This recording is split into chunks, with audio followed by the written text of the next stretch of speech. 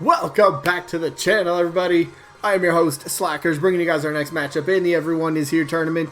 Real quick, you know I gotta plug it real quick. Later today, a couple hours after this video goes live, the next raid boss battle is gonna be taking place. If you want to ever, maybe you can't make it today. If you can, awesome. Thank you for, trying. But, if you ever feel like you want to participate in the raid boss stuff, come join the Discord. Link in the description. We have a really good time in the Discord in the battle arena. So if you're in the mood to play Smash Bros and you want a little bit of a challenge, come join us. All right, come join us. That's a little bit later today, but yeah, there's the plug. Yeah, if you haven't seen this series, but most of us have, 100 characters in a tournament.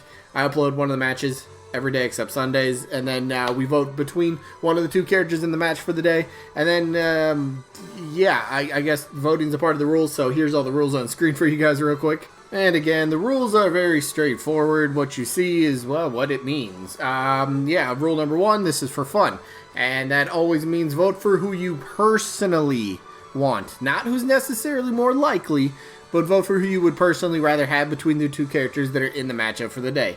But do remember, you only get one vote per person. How do you vote, though? Simple. Down in the comments, you simply type the name of the character that you were voting for. Just say, I vote for such and such. That's how you vote. Simple. You can vote for both characters if you really like both of them. Just type the word both. It's always been a rule, and it always will be. So, yeah, that's, yeah, those are that. But do remember, only one vote per person. Otherwise, the rest of the rules, this is a double elimination tournament, meaning any character, they will have to lose twice before being officially eliminated. Once we get to the results to determine winner and loser of each matchup, if there's a tie in the voting, we're just going to flip a coin. It's the fairest way to break a tie. And then each matchup voting-wise only lasts for just 1 week, so you have 7 days to get your votes in from once the episode gets uploaded. So there's the rules. Let's jump into the rest of the video, shall we? Alright, so let's go over the results from last week. Again, another loser bracket. Somebody else is getting eliminated today. So the matchup we had was Dixie Kong from Donkey Kong series. Yeah, we know her. And her opponent was Shovel Knight. Yes, the assist trophy Shovel Knight guy. Who ended up winning this one? I'll just scroll down here. I was about to read off all the tallies. This was fairly close. Fairly close. But Dixie Kong ended up winning this one 34 votes to 25. So congrats to Dixie Kong, moving on for at least one more match. Because again, loser bracket, if you're here, you have a loss. So that means Shovel Knight did pick up his second loss, and Shovel Knight is officially now eliminated from the tournament. But hey, you lost to a very, very credible threat. So nothing to hang your shovel on that one. Wink, wink. Wink, wink, nudge, nudge, whatever, however that goes, whatever. But yeah, Dixie Kong moves on, so congrats to her. But we also have to move on. So the next matchup, and I think some people will be excited for multiple reasons. New matchup. And then again, the next matchup, I want to bring this up. I'm going to point it out at the very end of the video again. But this is matchup number 120. Matchup 121, we're back in the winner's bracket on Monday. So I can't wait for that, but we'll touch on that at the end. But anyway, the matchup today. Frank West from the Dead Rising series. Again, maybe a character kind of being underlooked a little bit, potentially. I don't know, we'll see. And his opponent, Bandana Dee. Yes, the Goomba with a hat.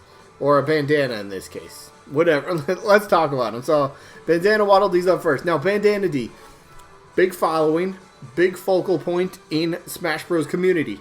Whenever there's, especially the last two Smash games, when discussing newcomers, Bandana Dee, however you want to pronounce it, whatever you want to call him, Bandana Dee has always been a character that gets mentioned a lot.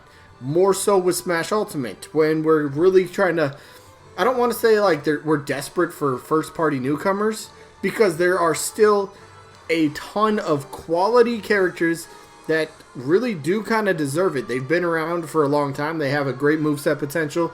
They got a pretty good legacy. They're recognizable. They're first party, so it's just Nintendo can be like, who can we reach in the bag for today? Oh, Bandana Dee? Perfect. Fans want him. That's another thing. Fans have been clamoring for Bandana Dee to appear. Now, the counter argument some people make for Bandana Dee is it's a Goomba with a hat. Or bandana, whatever. I get where that's coming from, but look, if you're gonna say Bandana Dee is just a common enemy, a common character, and that could never happen. Well, Piranha Plant says hello, so there goes your argument, alright? But anyway, Bandana Waddle Dee, why could Bandana Dee make sense? Again, first party, so Nintendo gets the profits all themselves. They don't have to spend the money to go out and get third-party characters and license and all that sort of business nonsense and mumbo-jumbo, whatever. So, business-wise, makes a little bit of sense. Plus, fans have been clamoring for this character. The Kirby series overall, a lot of people will agree. Not everybody, obviously, but a lot of people would definitely agree that Kirby series does deserve a 4th rep. I mean, Fire Emblem just got their 28th rep. Byleth is actually a pretty cool character. I'm not going to lie. I'm glad I stayed open to the idea about Byleth. But Fire Emblem has so many reps. How does the Kirby series that Sakurai helped make what it is today, how does that still only have just 3 reps? Not saying that the reps are bad by any means. No, I think the reps are perfect so far. Kirby, DDD, and Meta Knight. Perfect. But Kirby fans, even like non-Kirby series fans, I still see like on message boards all the time. Like, yeah, Kirby's considered player number 4 in that in the Kirby universe. So if there's a 4th character from Kirby, Bandana Dee's perfect for that. And why could Bandana Dee make sense? I mean, it's been around for an extremely long time in the Kirby series, reoccurring character, so that helps get the face out there and people will recognize the character at least. So yeah, it helps casual people. I always kind of bring that up, but I think that's something that does get overlooked. I think there's definitely a group of people that will only focus on the hardcore fans, and they're like, all right, would the hardcore fans like this? Yes and no. But you got to keep in mind, there's a lot of casual fans in Smash Bros. There's people that will continue. I know people that will continue to talk about Smash Bros. And they haven't played the game in months. Like, why are you here? Why are you talking about it?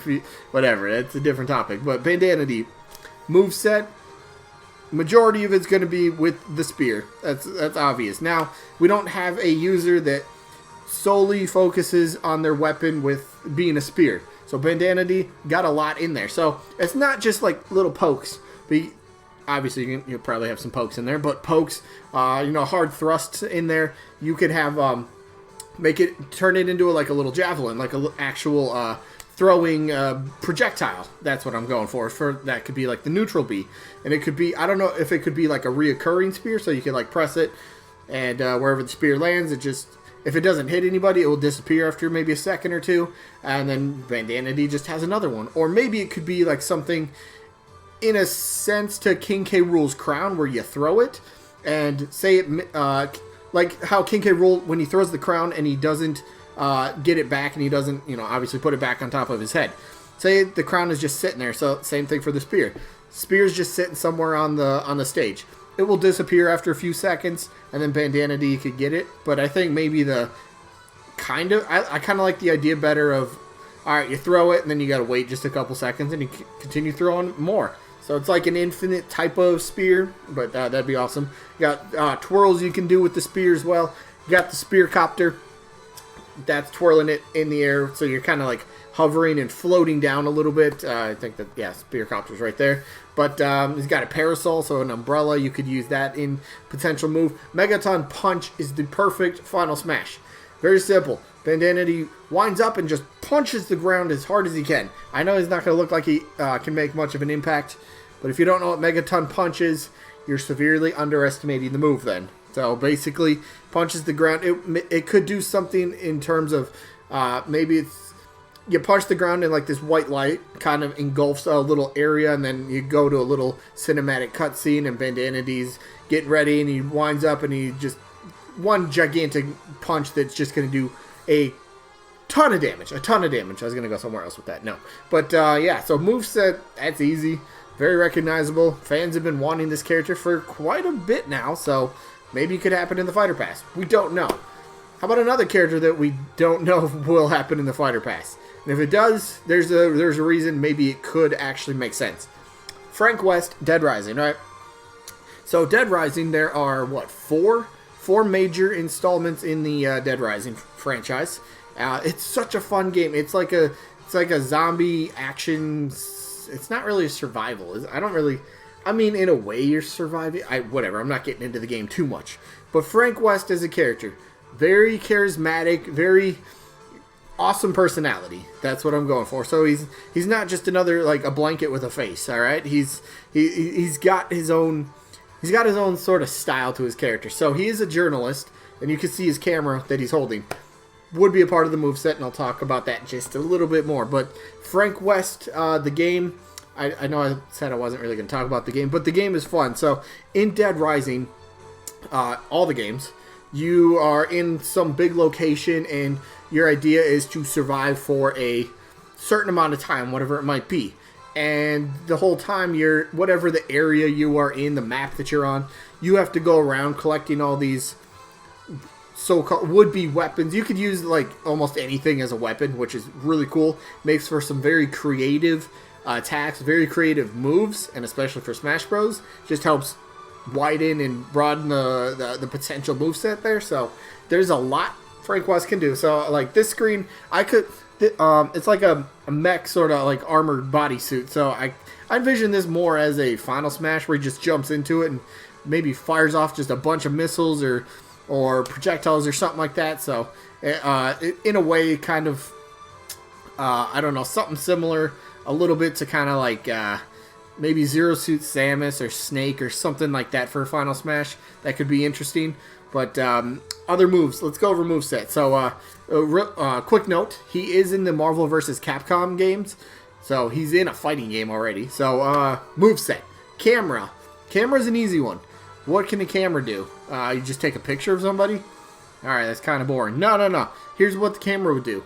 Have the flash on. So it's going to be essentially Mewtwo's down special where it's got to be very close range. But you hit him and you stun your opponent for a little bit. They'll be whatever they do, you know? So stun effect.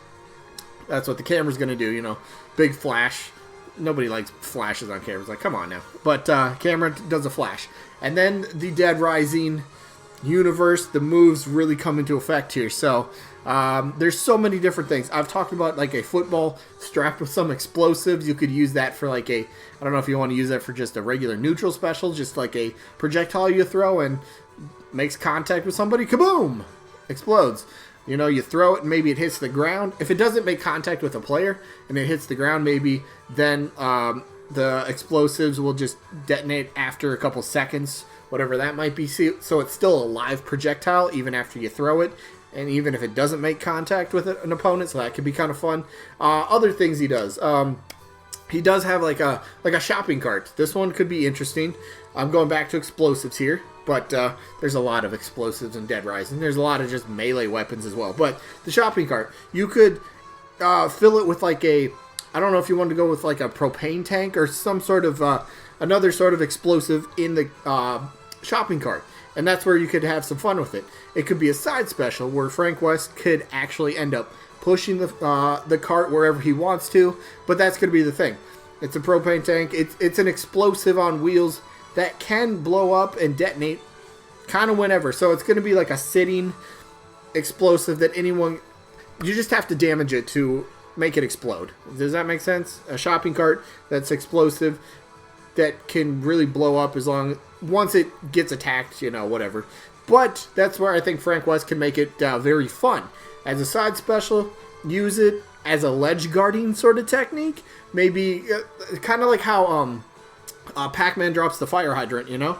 Maybe you could use it in air, just drop the cart straight down on the ledge and your opponent's trying to recover. Oh, nope, I don't think so. So shopping cart's gonna hit him. Maybe it does explode after. So there's some good stuff. He does have some sort of like wrestling moves. He's got melee sort of attacks as well. Punches, kicks. He does have shoulder tackles.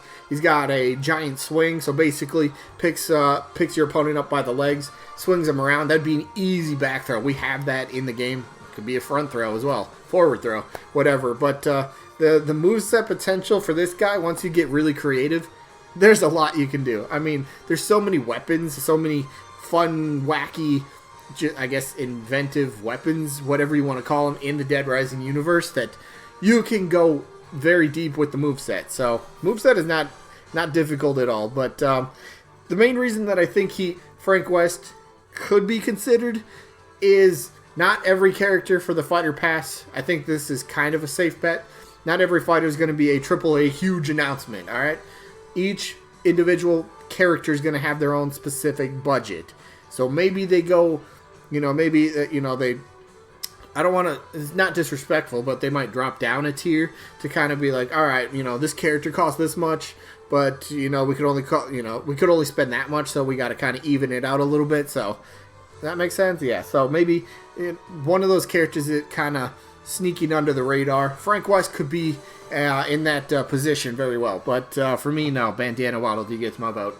Probably top 10 character I want to see in Smash Bros. At this current moment. So Bandana Dee gets my vote in this one. Let me know who you guys vote for down in the comments. Bandana Dee, Frank West, or both. All are good options. So that is it for this one. Remember, Raid Boss is later today. Couple hours after the video goes live. So, yeah, join the Discord. Details are going to be in the Discord. You guys will see. So, a little sneak peek for Monday. The results. We will end up seeing Springman or Jill Valentine advance. The other one is eliminated. And then we finally back in the winner's bracket. Hold up, all the way up to the top. We'll get there. We'll get there. Who is it? I haven't seen this in a while. Aha, there we go. Matchup 121. Of course, Shantae's back.